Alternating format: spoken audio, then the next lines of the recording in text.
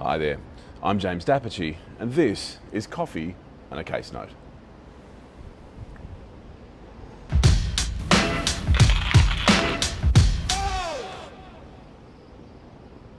Sorry for the slurping sound, but it was worth it.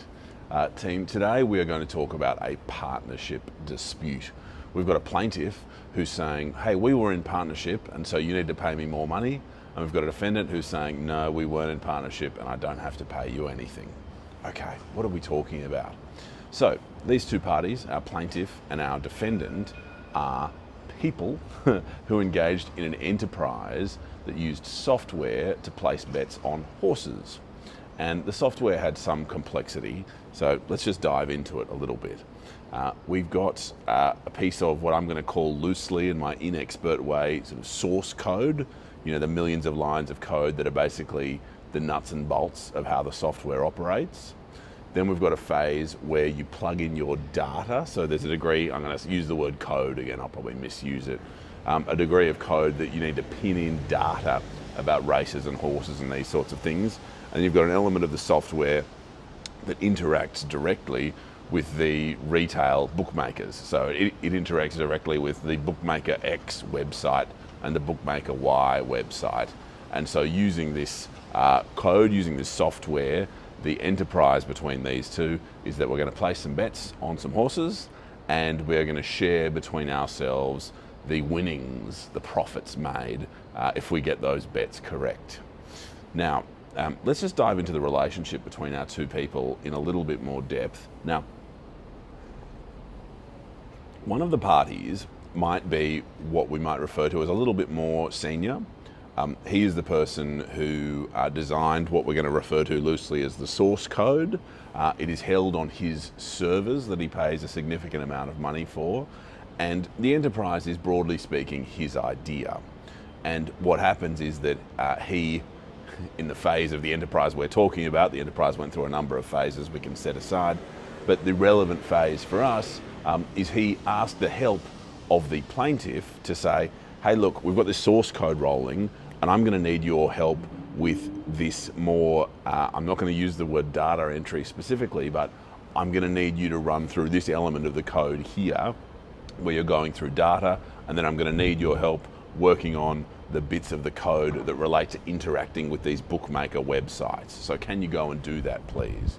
And because of the way horse racing works and the way betting of this kind works, is these tasks are actually quite time consuming. So they require a significant commitment of time. And essentially it's a rolling full-time job for about 3 years while the enterprise between the two lasts.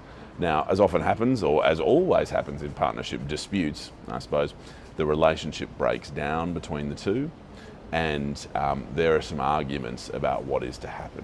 But the real short point is that our, what we'll say senior party, the party that brought this software to the table and gave directions to the plaintiff as to how we were going to run the enterprise, continues on using that software, and the more junior party, if we put it that way, leaves. The more junior party is our plaintiff today.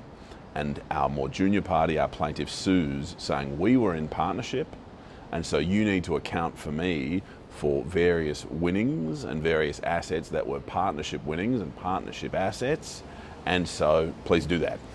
And the defendant says, no, I'm not going to. And so the court is forced to grapple with, okay, well, is there a partnership here in this strict legal definition of a partnership?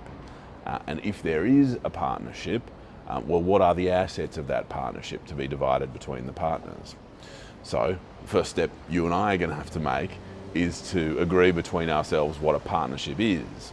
And relevantly for us, a partnership is an enterprise that is engaged in to conduct a business in order to profit. So can I just have the idea of engaging in a business and profiting front and center of your head? If you want to talk about partnership law, I'd love to, and we can do that another time. But for the moment, let's have the idea of more than one person going into business looking to profit. Now here, the profit point is easy because the profit is the winnings from gambling. So to the extent there are any profits in the enterprise, it is the outcome of placing bets and those bets winning. To To the extent it's a business, the court says, well, the fundamental heart of this enterprise is chance.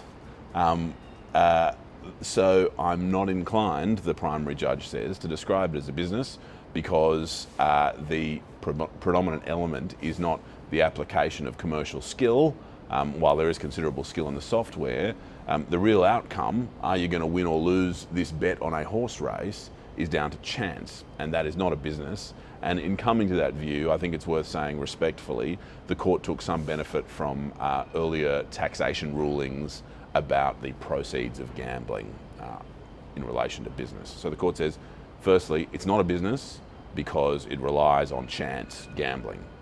And then the court says, well, if I'm wrong about that, it's not a partnership. And the way the court is able to form that view is by saying that our senior partner never intended this source code, this fundamental asset of the partnership this fundamental asset to the enterprise that allowed us to place all these bets, never intended that it should become owned by anyone other than himself, and it was never contemplated that the significant money indeed that he outlaid on looking after the servers on which the source code ran from was going to be shared between the partnership. So our junior partner didn't have to pay for any of that. And so it was never anticipated that this ought to be a partnership asset. The court noted that the use of words like partners to label the relationship doesn't really have any legal bearing at all. The court noted some of the evidence from the junior partner who had a CV that referred to himself as a partner in this business wasn't really determinative, and indeed was drafted for the purposes of self-aggrandizement to look for his next job, which with respect is somewhat understandable. And the court worked through these various indicia and satisfied itself that it was not a partnership. And the court said if it was wrong about that, so it was wrong about the game of chance making it a business, making it not a business, I should say, and if it was wrong about the enterprise not being a partnership in any case, the court said nonetheless the valuable source code here was certainly not an asset of the partnership. And so our plaintiff, our more junior party who had been looking to argue we're in partnership so I deserve more money, failed in that argument, and our defendant, our more senior party who was looking to say no, we weren't in partnership, succeeded, and costs followed the event, meaning that the victorious defendant was able to have the benefit of a costs order as against the losing plaintiff. I hope that discussion about probably misdescribing source code and partnership law and that sort of thing was of value to you, and I look forward to chatting again soon. Cheers.